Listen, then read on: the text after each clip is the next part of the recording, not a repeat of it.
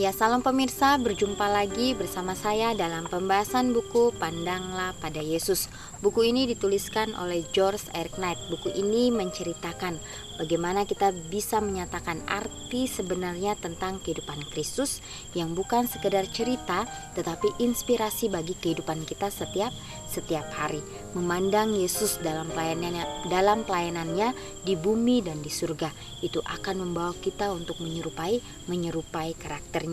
Oleh sebab itu, pada saat ini kami mengundangkan seluruh anggota keluarga dan saudara-saudara semua, kita boleh berkumpul bersama-sama dan kita akan mendengarkan nasihat firman Tuhan pada saat ini, dan biarlah rencana-rencana Tuhan itu akan menjadi bagian masing-masing kita. Kita akan masuk ke halamannya yang ke-245. Judulnya Perumpamaan 5, Perlu Pekerjaan Mereka yang Sedang Menunggu. Perlu pekerjaan mereka yang sedang menunggu. Pemirsa juga bisa mengambil Alkitabnya dan kita sama-sama buka di dalam Matius 25 ayat 31 sampai 34. Matius 25 ayat 31 sampai 34 dikatakan, apabila Anak Manusia datang dalam kemuliaannya dan semua malaikat bersama-sama dengan Dia, maka Ia akan bersemayam di atas takhta kemuliaannya. Lalu semua bangsa akan dikumpulkan di hadapannya, dan Ia akan memisahkan mereka seorang daripada seorang, sama seperti gembala memisahkan domba dari kambing. Dan Ia akan menempatkan domba-domba di sebelah kanannya dan kambing-kambing di sebelah kirinya. Dan Raja itu akan berkata kepada mereka yang di sebelah kanannya, mari, hai kamu yang diberkati oleh Bapa-Ku, terimalah kerajaan yang telah disediakan bagimu sejak dunia dijadikan. Ya. Kapan saja saya berkhotbah tentang perumpamaan domba dan kambing di dalam Matius 25 ayat 31 sampai 46, saya selalu memberi orang-orang tugas pekerjaan rumah, yaitu menghitung tanda tanya. Ya, jadi di sini penulis kita George R. Knight ini pada saat dia berkhotbah ya tentang perumpamaan domba dan kambing ini, ya dia selalu memberikan orang-orang ini tugas atau pekerjaan rumah, yaitu menghitung tanda tanya. Ya, Yesus secara sederhana dan jelas mengajarkan bahwa penghakiman akhir itu akan syarat dengan kejutan. Ya, banyak tipe-tipe gerejani akan menemukan bahwa mereka adalah kambing, terlepas dari penampilan luar mereka. Sedangkan banyak yang lain akan terheran-heran menemukan bahwa mereka adalah domba-domba yang diberkati. Perumpamaan domba dan kambing itu membawa tema penghakiman yang dimulai dalam Matius 23 sampai ke puncak. Perumpamaan itu menyempurnakan pengembangan ajaran Yesus mengenai bersedia. Ya, jika ketika perumpamaan pertama dalam urutan 5 ini mengutamakan penekanan pada berjaga-jaga di dalam Matius 25 ayat 14 sampai 30. Dan yang keempat menekankan bekerja sambil berjaga-jaga, Matius 25 ayat 14 sampai 30 juga. Maka perumpamaan kelima ini di ayat 31 sampai ke 46 secara tegas menyinggung sifat yang diperlukan untuk kegiatan itu. Ya. Ya, jadi perlu pekerjaan mereka yang sedang menunggu. Ya, dalam saat kita berada di dunia ini, di akhir dunia ini, ya, kita menjalankan setiap aktivitas kita setiap harinya. Ya, tentunya kita harus dengan doa dan berjaga-jaga. Ya, karena waktunya tidak akan lama lagi. Ya, karena pada saat tanda-tanda itu datang, ya banyak kejadian-kejadian yang terjadi di akhir zaman ini, ya kita masih dalam pekerjaan masing-masing kita masih beraktivitas sebagaimana biasanya, ya. Semuanya itu akan terjadi, ya oleh karena ya kita alami itu, ya. Mungkin oleh karena kita sudah terlalu banyak mengalami itu, kita sudah mengalami berulang-ulang kali sehingga kita menganggap itu hal yang biasa. Oh, belum saatnya kok.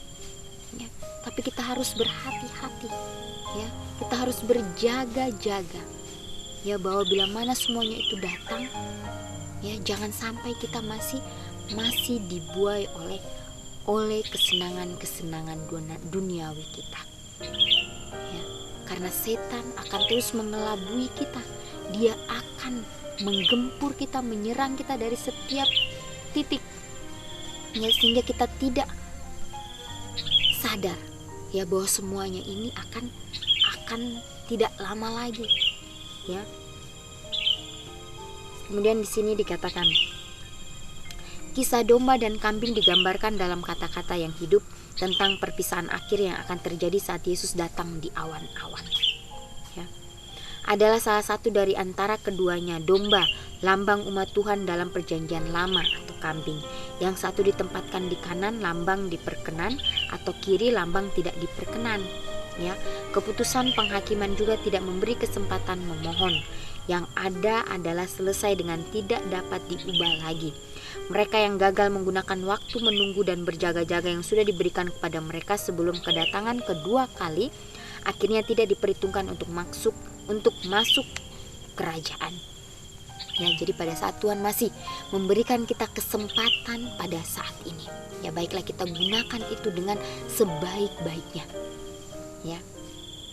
Biarlah dalam kehidupan kita setiap hari, ya, kita meminta akan tuntunan kuasa Roh Kudus, ya, sehingga dapat membantu kita, ya, untuk melakukan hal-hal yang sesuai dengan kehendak Tuhan. Ya, walaupun kita akan mendapati banyak tantangan, akan mendapati banyak rintangan, ya, ujian yang akan kita hadapi, tapi itulah yang harus kita alami di dalam kehidupan kita. Ya.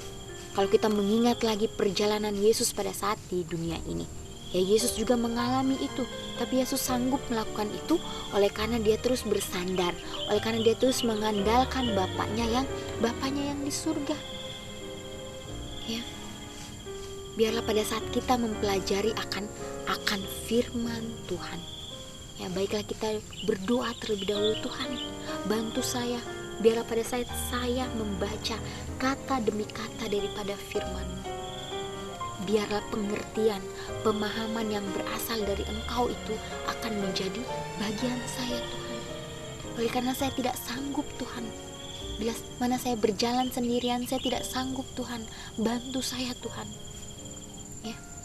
Sehingga Tuhan pasti akan mendengar. Dia pasti akan menjawab. Ya. Sesuai dengan kehendaknya.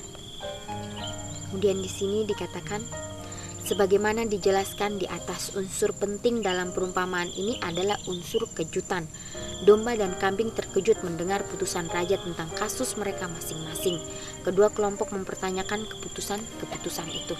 Yang jadi pada saat kedatangan Yesus yang kedua kali, kita akan diadili, ya. Kita akan dihakimi. Ya, Tuhan akan mengadili kita seadil-adilnya, karena Tuhan, ya, karakter Tuhan adalah yang maha adil. Ya. Apa yang kita tabur itulah yang akan kita tuai.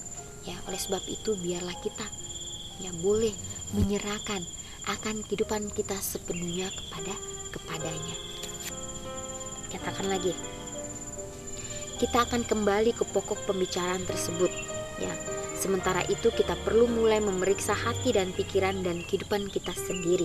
Dan sementara kita merenungkan gagasan kita sendiri mengenai apa artinya taat beragama dan menjadi umat Kristen. Ya. Kita perlu memeriksa hati dan pikiran dan kehidupan kita masing-masing. Ya. Kita mempunyai suatu pergumulan yang luar biasa. Ya, pada saat Yesus berada di dunia ini, ya, hidupnya penuh dengan pergumulan, ya. Seringkali kita dapati atau kita baca Yesus selalu menyingkirkan dirinya seorang diri. Dia selalu berbicara kepada Bapaknya yang di surga, ya. Oleh karena dia merasa bahwa dirinya ini tidak mampu menanggung semuanya ini, ya, dia merasa bahwa Yesus tidak sanggup lagi, ya. Oleh sebab itu dia terus menyerahkan kehidupannya kepada Bapaknya yang di surga, ya, sehingga dia boleh dikuatkan, ya. Pada saat dia berada di Taman Getsemani di hari-hari terakhirnya, ya, dia mengatakan, Bapak, biarlah cawan ini berlalu daripadaku. Tapi dia kembali lagi mengatakan, tetapi Tapi biarlah kehendak-Mu yang jadi, ya, pengalaman yang luar biasa yang Yesus lalui, ya, itu pun akan terjadi di dalam kehidupan kita. Biarlah kita terus menyerahkan kehidupan kita kepada Tuhan, ya, sebagaimana Yesus selalu menyerahkan kehidupannya kepada Bapaknya. Ya, biarlah pada saat kita datang kepada Tuhan, biarlah kita datang dengan hati yang hancur, dengan penuh penyesalan, dengan ketidaklayakan kita, maka Dia akan menggunakan kita sesuai dengan kehendaknya. Ya, biarlah pada saat kita, ya, menjadi pembawa terang itu, biarlah kita terlebih dahulu mengoreksi akan kehidupan kita, ya, membentuk setiap karakter dalam kehidupan kita. Gantikan itu dengan karakter Yesus, sehingga pada saat kita menyampaikan itu, ya, orang lain juga akan merasa terberkati dan mereka akan memuji dan memuliakan nama Tuhan. Ya, kita hidup, ya, di suatu zaman di mana lalang dan gandum itu bertumbuh bersama-sama. Pada saat hamba-hamba daripada yang mempunyai ladang ini datang, Tuhan, apakah kami cabut saja lalang, ya, yang sudah tumbuh itu? Tuhan ini mengatakan, jangan engkau cabut, biarlah lalang dan gandum itu bertumbuh bersama-sama. Nanti pada saat penuaian, ya, kamu akan memisahkan lalang itu dari gandum.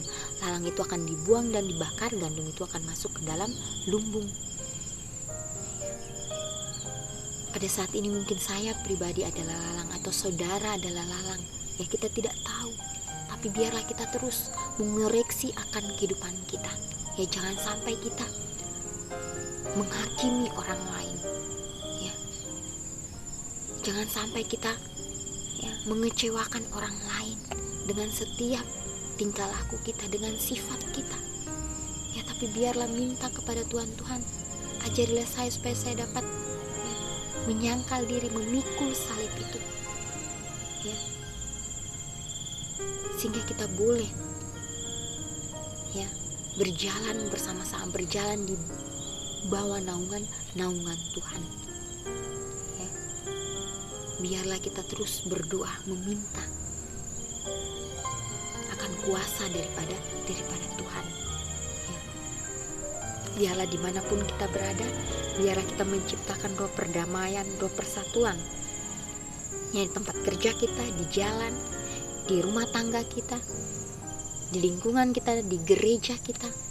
Biarlah kita boleh saling mengerti satu dengan yang lain, mengerti akan kelemahan, kekurangan orang lain, sehingga kita bisa saling menguatkan satu dengan yang lain, bukan malah saling menjatuhkan atau saling menyingkirkan, tapi biarlah kita saling bekerja sama, yang menjalankan misi yang Yesus sudah berikan bagi masing-masing kita. Biarlah iman seperti Yesus akan menjadi bagian kita. Biarlah kita berdoa, kita tidak meminta apapun, biarlah kita meminta iman kepada Yesus, ya. Biarlah kita terus bersandar kepada Tuhan, andalkanlah Tuhan dalam kehidupan kita, dan biarlah kita boleh mengambil komitmen kita untuk terus memandang kepada Tuhan, ya, untuk menjadikan Yesus sebagai sahabat terbaik kita. Ya pemirsa, kita akan berjumpa lagi di kesempatan yang berikutnya dan Tuhan memberkati.